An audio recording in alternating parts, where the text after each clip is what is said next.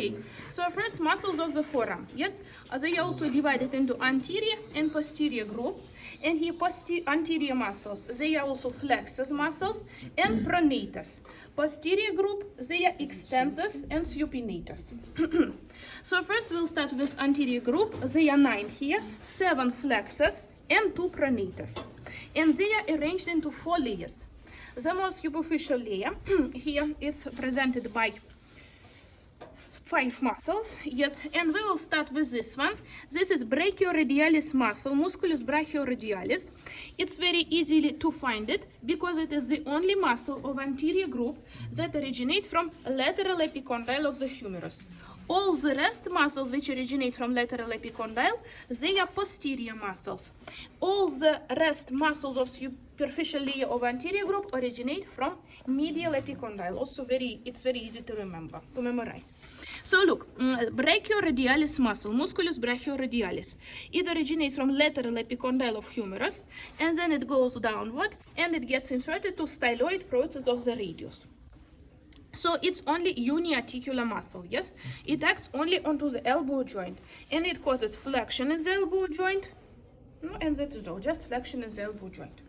The rest muscles, a superficial layer, the most lateral of them and the shortest, it is pronator teres muscle, musculus pronator teres. It is the shortest muscle of superficial group. It originates from medial epicondyle of the humerus and goes downward and laterally and gets inserted to anterior surface of the radius in its proximal 1/3. Proximal 1/3. So the main action of this, it is pronation. Teres, I have already told you, it means round, yes? So round pronator, it causes pronation in proximal and distal radioulnar joints, and also because it is between upper arm and forearm, and it is located on the anterior surface, it also participates in flexion in the elbow joint. Then the next muscle, right after the pronator teres, this one, it is musculus flexor carpi radialis first. So musculus flexor carpi radialis originates from, again, medial epicondyle of the humerus, goes downward and laterally, passes under the flexor retinaculum. Yes, when we studied joints, we were saying here there is transverse carpal ligament that forms this flexor retinaculum, yes, and those, yes, under this it passes inside the carpal tunnel, we can say, yes. So actually, all the muscles which start like from the forearm or upper arm, all of these muscles of anterior group of the forearm which pass to the hand, they pass under the flexor retinaculum except palmaris longus muscle. Only palmaris longus muscle passes superficially above flexor retinaculum. All the rest pass under.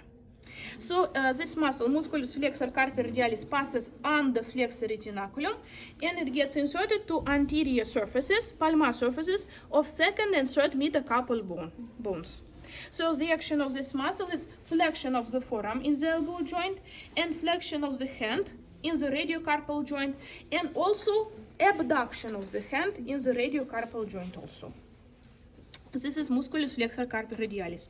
Then the next, this one is palmaris longus. It's very easily to recognize this muscle also. It originates again from medial epicondyle of humerus.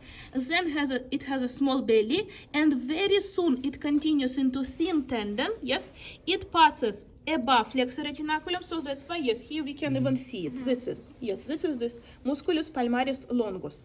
In some people it can be absent. And so then it continues to the hand, and it forms this one, palmar aponeurosis, again broad tendon, yes, that gets inserted to anterior surfaces from the second to the fifth metacarpal bones. And so the action heat is removed to see another muscles which are located deeper. So this muscle, again, flexes the forearm, yes, flexes the hand in the radiocarpal, and also it has special function to tense this palmar aponeurosis. Yes, this is palmaris longus. And the last out of the superficial layer, it is musculus flexor carpi ulnaris. It again originates from medial epicondyle of the humerus, moves downward and medially, no, not medially, but vertically, nearly vertically downward, and also passes under the flexor retinaculum. And this muscle gets inserted to the fifth metacarpal bone and hamate bone, I think. Yes, hamate bone also. Okay, and this muscle again flexes the forearm and flexes the hand in the radiocarpal joint, but also it causes adduction. Yes, if musculus flexor carpi radialis it caused abduction, musculus flexor carpi ulnaris it causes adduction. Yes, so this is just superficial layer. Under this superficial layer there is second layer of muscles, and it is presented by musculus flexor digitorum superficialis.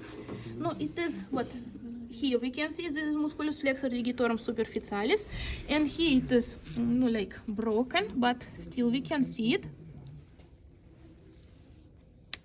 So this muscle also originates from medial epicondyle of the humerus, then it moves downward, and somewhere in the middle of the forearm it gets divided into four tendons. Digitorum, it is muscle superficial flexor of fingers. Yes, musculus flexor digitorum superficialis. So here what can we see?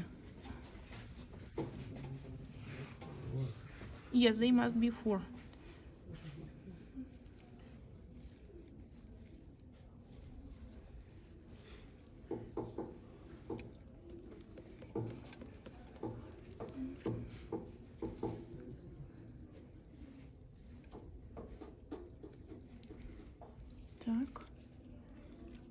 Yes, what? 1, 2, 3, 4.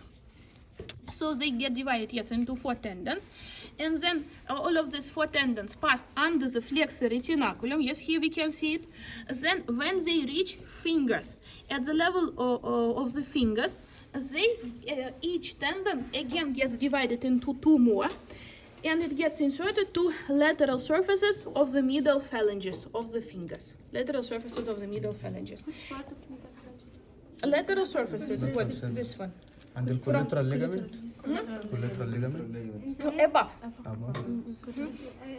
No, in the body, in the middle. Yes. And so action of this muscle is again flexion of the forearm and flexion of the hand, and also flexion of the fingers up to the level of middle phalanges, because it's inserted to the middle phalanges, not to the distal. Yes. So then there is also one more muscle, that is musculus flexor, this one pollicis longus. Musculus flexor pollicis longus. It originates from anterior surface of the radius in its proximal 1/3 and anterior surface of interosseous membrane, and then it goes downward, passes under flexor retinaculum, and it gets inserted to the distal phalanx of the thumb. And again, it is flexion of the hand, because it starts from the radius, not from the humerus, only flexion of the hand in radiocarpal joint, and also flexion of the thumb. Third layer of muscles has one muscle that is named musculus flexor digitorum profundus. Here we can see it. This one, superficial, it is superficialis, yes. This one, deep, profundus. So it originates from anterior surface of radius and anterior surface of ulna and anterior surface of interosseous membrane in the proximal 1/3 of these bones, yes. And then again in the middle of the forearm, it again gets divided into four tendons, which pass under flexor retinaculum. And what here we can see it in the hand. This is superficialis, this is profundus. And this profundus tendon is not divided anymore. It passes to the fingers, and it passes between these two tendons of superficial flexor digitorum muscle, yes, and it gets inserted to anterior surface, palmar surface of the distal phalanx, yes. And so this muscle flexes the hand in radiocarpal joint and flexes the fingers, the whole fingers, up to the level of distal phalanges. And the fourth layer is also formed by one muscle. Here we can see it. It is the second pronata. It is pronata quadratus muscle, musculus pronata quadratus. It originates from distal, anterior surface of distal 1/3 of the ulna, and it gets inserted to anterior surface of distal 1/3 of the radius, and direction of fibers is slightly downward, laterally and slightly downward, and action is again pronation. Yes, from the name it's clear. pronation. Here, on the anterior surface, you have to know about structure of cubital fossa. Yes, this cubital fossa is triangular in shape, and it's inferolaterally is bounded by brachioradialis muscle, and inferomedially by pronator teres muscle, and superiorly it must be imaginary line, horizontal line that passes between lateral and medial epicondyles of the humerus. Yes, so like triangular in shape. A floor of this fossa is formed by brachialis muscle, and also this is tendon of biceps brachii. Yes, brachialis muscle and tendon of biceps brachii muscle. And here in the cubital fossa, very many vessels pass. Brachial-artery we can see here. In this cubital fossa, brachial-artery gets divided into ulnar and radial branches. And superficial veins of the upper limb, basilic and cephalic, we will later study it. Here it's not visible. When we make intravenous injections, yes, we use the superficial veins of the upper limb, and we usually make this injection in this also region, in the cubital fossa. So cubital fossa you also have to know. Posterior group of muscles has 10 muscles. Yes, 10. 9 extensors and 1 supinator.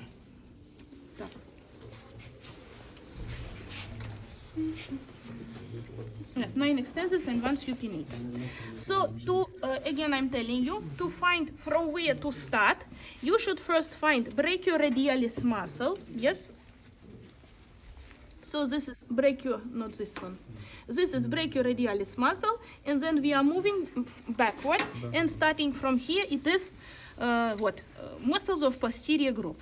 So the most lateral muscles from the posterior group, they also arrange into layers. We start with superficial layer, yes. The most lateral, these are musculus extensor carpi radialis, longus, and brevis. So more laterally, more superficially, it is longus, and deeper it is brevis. Both of them originate from lateral epicondyle of the humerus. Then they move downward, pass under extensor retinaculum. This one is extensor retinaculum, yes, and continue to the hand, and they form, they get inserted. Musculus extensor carpi radialis longus gets inserted to dorsal surface of the second metacarpal bone, and musculus extensor carpi radialis brevis gets inserted to dorsal surface of the third metacarpal bone. And from the name it's clear, yes, it causes extension in the elbow joint and extension in radiocarpal joint, and together with musculus flexor carpi radialis, they cause abduction, yes, also in radiocarpal joint. Action in radiocarpal joint. The next muscle that belongs to superficial layer, it is musculus extensor digitorum. That's it. Musculus extensor digitorum. If on the anterior group there were 2 flexors, yes, superficial and deep, here there is only 1 extensor digitorum muscle. So it originates from lateral epicondyle of the humerus, and it goes downward, and somewhere at the boundary between middle and distal 1/3, it gets divided into 4 tendons, yes, 1, 2, 3, 4, and they pass under the extensor retinaculum, yes, they continue 1, this, no, it's 4 actually, 1, 2, 3, 4, 1, 2, 3, and 4. So they continue to the hand, and before, at the level of the heads of... This is what? 1, 2, 4, 2, 3, 4. What, this is 1, 2, no, that's this, what, it's how? This is 3, and this was, this is another muscle. This is another muscle, I will tell you, it's a special muscle. And so... Last 2, it's 2... No, the last one goes to what? Yes. To the little finger. Just look, yes, I'm telling you. At the level of the heads of metacarpal bones, between these tendons, there are again tendinous intersections. What this? Tendinous intersections, which connect these tendons with each other. And then they continue to the finger, and each tendon gets divided into three. One of them the middle. It gets inserted to posterior surface of the middle phalanx. And two, they get inserted to lateral surfaces of distal phalanges. Yes? And so the common action of all of these muscles, of the whole muscle, it is extension of the forearm in the elbow joint, and extension of the hand in radiocarpal joint, and extension of the fingers from the second to the fifth. Yes? In all the phalanges. The next muscle that also belongs to superficial layer, it is musculus extensor carpi ulnaris. Musculus extensor carpi ulnaris. It originates from again lateral epicondyle of the humerus, then goes downward, passes under the extensor retinaculum, and gets inserted to the dorsal surface of the fifth metacarpal bone. And it causes extension of the forearm, extension of the hand, and also together with musculus flexor carpi ulnaris, it causes adduction. Yes, adduction. Okay, what else? 1, 2, 3, 4, 5 we said. The next, there are two more additional muscles which are not present in anterior group, but one of them is this one. Yes, this one. What? No, this one. What? This one, yes. Musculus extensor digiti minimi it is named. Musculus extensor digiti minimi, extensor of little finger muscle. It has common origin with musculus extensor digitorum, but then it gets separated from it, and it goes and it gets inserted to distal phalanx of little finger, like additional muscle. There is tendon of extensor digitorum that passes here, but also there is additional muscle, musculus extensor digiti minimi. The action is to extend little finger. Yes. One more muscle, it is musculus extensor indicis. I think it is this one. No, oh no, it is this one. What? Musculus extensor indicis.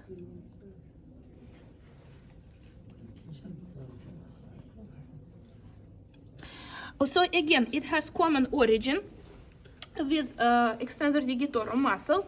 Then it also passes under extensor retinaculum, and it gets inserted to distal phalanx of the index finger.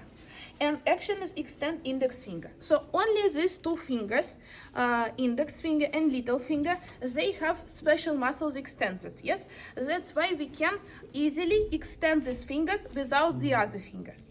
When we try to extend, for example, ring finger without the other fingers, it is impossible. Yes, because there is no such special muscle for extension of little finger, ring finger. Only for little finger and for index finger, these muscles. Okay. Under this, the next layer of muscles, it is, here we can see two muscles. It is musculus abductor pollicis longus and musculus extensor pollicis brevis. They originate from dorsal surface of the radius and posterior surface of interosseous membrane. They move downward together, and in the distal 1/3 of the forearm, these two muscles, they come superficially and they cross this musculus extensor carpi radialis longus and brevis. Yes, they cross these two muscles, and they also pass under extensor retinaculum. And musculus abductor pollicis longus, it gets inserted to the first metacarpal bone, lateral surface, and musculus flexor pollicis brevis, it gets inserted to proximal phalanx of the thumb. And so from the name, it's clear, yes, that abductor abducts the thumb, and flexor flexes the thumb. One more muscle, this one, it is musculus flexor extensor, sorry. What did I say? Extensor pollicis brevis, extends the thumb. This one is musculus extensor pollicis longus. It originates also from dorsal surface of radius and dorsal surface of interosseous membrane, and then it goes downward. It also should pass under the extensor retinaculum, just it was broken. And this muscle gets inserted to the distal phalanx of the thumb, and action is extension again of the thumb. What I forgot to tell you about superficial muscles, the very last one, it is supinator muscle. This one, very short muscle. It originates from lateral epicondyle of the humerus and goes downward, and it gets inserted to posterior surface of the radius in its proximal 1/3, and it causes supination. Supination. What did I say? Так. 1, 2, 3, 4, 5, 6, 7, 8. No, once again. 1, 2, 3, 4, 5, 6, 7, 8, 9, 10. Yes, that is all. Yes, these are all 10 muscles of posterior group of the forearm. Now muscles of the hand.